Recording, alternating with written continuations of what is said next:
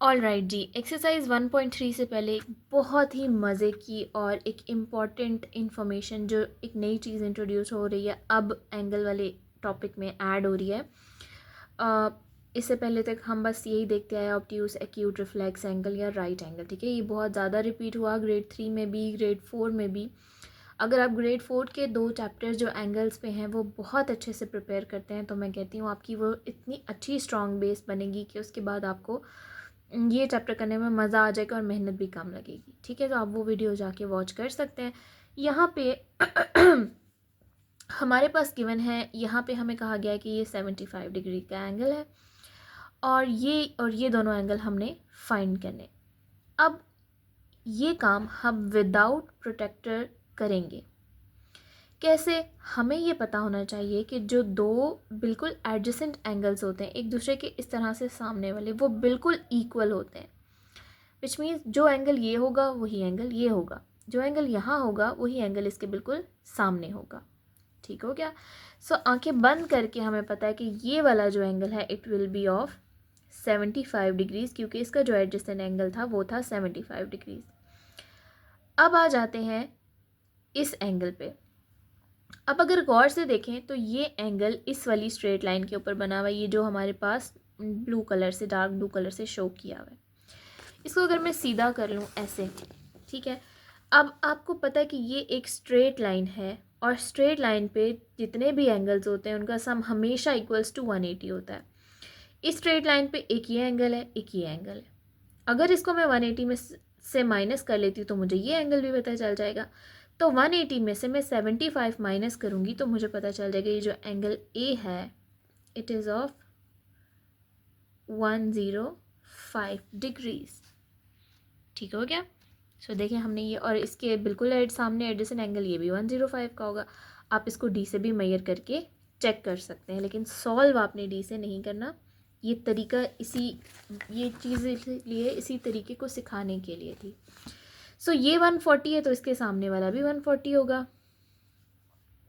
So this is 140 degrees. अच्छा, अब एक स्ट्रेट लाइन ये है, ये ब्लू वाली, इस पे एक तरफ ये एंगल है, दूसरी तरफ ये 140 का है। तो ये हम फाइंड कर सकते हैं 180 में से 140 को माइनस करके। तो जब हम माइनस करेंगे तो आंसर आएगा 40 डिग्रीज। अब ये 40 डिग्रीज है तो डेफिनेटली ये भी 40 डिग्रीज होगा। So without using the protractor we found out these angles. Exercise 2.2 है, estimate and then measure the size of each of these acute angles. ये हमें बता दिया कि ये एक्यूट एंगल है, पहले हम एस्टिमेट करते हैं। ये मुझे काफ़ी छोटा लग रहा है, ये मुझे 30 डिग्रीज का लग रहा है। ठीक है, तो यहाँ पे मैं लिखती नहीं हूँ, फाइंड अभी हमने करना है तो इसको फाइंड कर ही लेते हैं साथ साथ, वरना मैं भूल जाऊँगी कि मैंने एस्टिमेट क्या किया था। सो मेरी एस्टिमेशन एग्जैक्टली तो सही नहीं थी, but it is quite close, it is 20 degrees. ठीक है, ये एंगल हमारे पास 20 डिग्रीज का है। आ जाते हैं नेक्स्ट एंगल पे, तो ये मुझे लग रहा है कुछ 60 डिग्रीज़ का, तो इसको मेजर करके चेक कर लेते हैं। तो हमने इस वाली हॉरिजॉन्टल पे रखा है तो इसी का ज़ीरो भी हम देखेंगे और इसके ज़ीरो के according this angle is of 45 degrees, 40 और 50 के दरमियान में है। ठीक है, तो ये हमारे पास 45 डिग्रीज़ का एंगल बन रहा है। इसको मेजर कर लेते हैं। अच्छा जी, ये मुझे 70 के काफ़ी करीब लग, सॉरी 90 के काफ़ी करीब लग रहा है, तो मैं एस्टिमेट कर रही हूँ कि ये 70 डिग्रीज़ है। अब हम इसको एग्जैक्टली मेजर कर लेते हैं। ये इस तरह से रखेंगे हम डी, और ये है 75 डिग्रीज। चलो कोई, तो मेरा एस्टिमेट क्वाइट क्लोज आ गया। ठीक है, so this is of 75 degrees. Now in question number 2, estimate and then measure the size of each of these obtuse angle. हमें बता दिया है कि ये ऑब्ट्यूस एंगल है, इट मीन्स के ग्रेटर देन 90 डिग्रीज होंगे ये तीनों एंगल्स। मेजर करते हैं तो हमने इस वाली हॉरिजॉन्टल पे लाइन पे रखा है, तो इस वाली लाइन के सामने वाला ही ज़ीरो देखेंगे, उसके अकॉर्डिंग ये एंगल्स हैं जो हमने देखने हैं। सो ये जो नीचे वाली लाइन थी एंगल की, कंसाइड करिए हमारे 100 डिग्रीज से। ठीक है, सो ये वाला जो एंगल बन रहा है ये क्या है, 100 डिग्रीज। इसी तरह यहाँ पे ये ज़ीरो से हम देखते हैं तो हमारे पास ये है 125 डिग्रीज़। 130 एंड 120 के दरमियान में, 120 से आगे जा रहा है 130 की तरफ, तो डेफिनेटली 125 होगा। ठीक है, अगर पीछे होता तो 115 होता। So it is of 125 degrees. Again 90 से बड़ा 180 से छोटा है, so it is obtuse angle. Find the last one. So this is basically इस ज़ीरो से हम देखना शुरू करेंगे। यार ये डी हिल जाती है बार बार, but it is equals to 170 degrees. Estimate and then measure the size of each of these reflex angles. Reflex angle का मतलब है कि बाहर वाला एंगल फाइंड करना है। डेफिनेटली उसके लिए हमें पहले अंदर वाला एंगल फाइंड करना होगा, फिर उसे हम 360 में से माइनस करेंगे तो हमें उसका रिफ्लेक्स एंगल पता चल जाएगा। तो ये सब की तीनों के लिए मुझे बुक को टर्न करना पड़ेगा। तो ये एंगल है जी हमारा इस लाइन पे रखा है, तो इसी के ज़ीरो को हम देखेंगे, यहाँ से देखना स्टार्ट करते हैं। So this angle is of 160 degrees. तो 160 को 360 में से माइनस करेंगे तो हमें ये वाला एंगल पता चल जाएगा, विच इज़ 200। उल्टा लिख दिया मैंने, बुक सीधी करके लिखना था। चलें अब हम ये वाला फाइंड कर लेते हैं और फिर इसको 360 में से माइनस करके हमें पता चल जाएगा कि इसका बाहर वाला रिफ्लेक्स एंगल कितने डिग्रीज़ का है। So it is of 40 degrees. तो बाहर वाले एंगल के लिए चलो पहले मैं अंदर वाला ही लिख देती हूँ, बुक सीधी करके फिर हम एंगल्स लिख लेंगे। This is 40 degrees and this is almost equal to 110 degrees. थोड़ी सी टेढ़ी पड़ी हुई मेरी डी, इसको मैं सीधा करती हूँ। 105 डिग्रीज़ है, ठीक है। ये हमने ज़ीरो देखना होता है, ठीक है। ज़ीरो यहाँ से शुरू हो रहा है तो हम नीचे वाले एंगल्स को देखेंगे। 100 एंड 110 के दरमियान में है, तो हम दोनों को ऐड करके 2 पे डिवाइड करके भी चेक कर सकते हैं, लेकिन वैसे भी हमें पता है कि इन दोनों के मिड वाला नंबर 105 है। So this internal angle is of 105 degrees. तो 360 में से 40 को माइनस करेंगे, सो ये रिफ्लेक्स एंगल आई है 320 डिग्रीज़। एंड यहाँ पे 360 में से 105 को माइनस करेंगे, so we'll get to know it is of 255 degrees. 360 minus 105 करके draw these angles of the following sizes. अब प्लीज़ ये मुझे बनाने पड़े तो बहुत ज़्यादा टाइम लगेगा, लाइक ना इसकी इनकी एंगल्स की ग्रेड 4 में भी इतनी प्रैक्टिस हो गई कि अब आई होप कि आप इनको बना लेंगे खुद ही। अगर नहीं बना सकते तो देन मुझे प्लीज़ कमेंट सेक्शन में बता दीजिएगा, फिर मैं बना दूँगी, ठीक है। और ये नीचे भी एक एक्टिविटी ही है कि आपने 3 डिफरेंट एंगल्स बनाने हैं अपनी चॉइसेस के, लेकिन उनको लेबल नहीं करना कि आपने कितने डिग्री का एंगल बनाया है। फिर आपने अपने फ्रेंड के साथ स्वैप करना है, जो उसने बनाया है उनको आपको उन एंगल्स को मेजर आपने करके लिखना है, और जो आपने बनाया उनको वो मेजर करके लिखेगा, ठीक है जी। तो ये बेसिकली क्लासरूम एक्टिविटी है। अच्छा, ये तो 2 एंगल्स आप इजीली बना लेंगे, ठीक है, ये तो सिंपल से एंगल्स हैं, लेकिन यहाँ के लिए ये एंगल्स आपसे ये दोनों याद रखने हैं कि ये दोनों रिफ्लेक्स एंगल्स हैं। तो इसके लिए आप क्या करोगे कि पहले 360 में से 245 को माइनस करेंगे, उसके बाद जो एंगल आएगा हम वो ड्रॉ करेंगे, ठीक है। 360 में से 245 को हमने माइनस किया तो आएगा 115। अब आपने ड्रॉ करना है 115 का एंगल। फॉर एग्जांपल मैं यहाँ पे बनाती हूँ कोई खुद से एक एंगल और मैं कहती हूँ कि ये 115 का है। आपने ये बना तो लिया, लेकिन आपसे ये वाला एंगल बनाने को कहा था, तो आप इसको लेबल नहीं करेंगे बल्कि यूँ बनाएंगे और इसको लेबल कर देंगे कि ये 245 डिग्रीज़ है, क्योंकि अंदर वाला 115 डिग्रीज़ है, ठीक है। तो रिफ्लेक्स एंगल्स ये दोनों ही एंगल्स इस तरीके से बनेंगे। अब 360 में से 350 माइनस करो तो आता है 10। अब आपने 10 डिग्रीज़ का एक एंगल बनाना है, वो कुछ यूँ सा बनेगा, इससे भी शायद छोटा बने। तो आपने ये नहीं मेंशन, ये जो मैंने अंदर बनाया ये नहीं बनाना, अंदर खाली रखना है, बाहर वाले को ऐसे लेबल करना है और बाहर लिख देना है 350 डिग्रीज़, ठीक है। कमिंग टू क्वेश्चन नंबर 5, हमसे पूछा है जी कि Shaima says I only need to measure one of the angles. वो कह रही है कि मुझे ये दोनों को मैयर करने की ज़रूरत नहीं है डी से, अगर मैं किसी एक को भी मैयर कर लेती हूँ तो मुझे बोथ एंगल्स पता चल जाएंगे। Is Shaima correct? Give a convincing reason to justify your answer. Yes, she is correct, क्योंकि ये दोनों एंगल बने हुए हैं स्ट्रेट लाइन पे। अगर हम एक भी फाइंड कर लेते हैं तो 180 में से उसको माइनस करके हमें दूसरा पता चल जाएगा, ठीक है। तो येस, शाइमा इज़ करेक्ट, इसका आंसर है येस। और रीज़न में हम लिखेंगे both angles are on straight line, ठीक है। बस ये काफ़ी है बताना कि both angles are on a straight line. तो शाइमा इज़ करेक्ट, क्योंकि स्ट्रेट लाइन पे हम एक भी फाइंड कर लें तो हम दूसरा। Then in B part they have asked to find the angles X and Y. तो एंगल एक्स यहाँ से ये वाली हॉरिजॉन्टल लाइन रखी है तो हम इसी का ज़ीरो देखेंगे, and the angle is of 60 degrees. तो ये अगर 60 डिग्रीज़ का है तो दूसरा एंगल 180 माइनस 60 डिग्री का होगा definitely. so it will be of 120 degrees. Explain the methods you used to find them. तो मेथड हमने क्या फाइंड किया, यूज़ किया, हमने किया 180 degree minus 60 degrees equals 120 degree, यही मेथड हमने यूज़ किया था. बस इसी को लिख दें तो यही है, इनफ है एक्सप्लेनेशन. देन यहाँ पे measure the size of angle V and W in this diagram. Explain the calculation you can do to check that your answers to part A are correct. अच्छा, पहले हम फाइंड कर लेते हैं angle V और angle W. तो simply हम angle W find करेंगे. वी हमें पता है कि एक रिफ्लेक्स एंगल है, तो हम 360 में से डब्ल्यू वाला एंगल माइनस कर देंगे तो हमें वी वाला एंगल पता चल जाएगा. इसके लिए हम बुक को टर्न करते हैं. हल्की सी मेरी डी सिर की, हाँ ज़्यादा सिर की, हाँ जी. तो ये एंगल है, इट इज़ ऑफ, हल्की सी तो नहीं सिर की हुई थी, अल्लाह ताला ने बेहतर ही सिर काई है. मैं पहले 60 का कहने लगी थी, but this angle is actually of 55 degrees. ठीक है. सो अगर ये 55 डिग्रीज़ का है तो ये 360 minus 55 which means 305 degrees. So this is 305 degrees. Explain. अच्छा, अब हमें इन्होंने पूछा ये है बी पार्ट में कि हमें कैसे पता चलेगा कि हमने जो मेथड यूज़ किया है पार्ट ए के में ये दोनों एंगल्स फाइंड करने के लिए वो मेथड ठीक है. तो हमें ऐसे पता चलेगा कि हम इन दोनों को ऐड करें तो हमारा आंसर 360 आना चाहिए. So 305 plus 55 degrees is equal 360 degrees.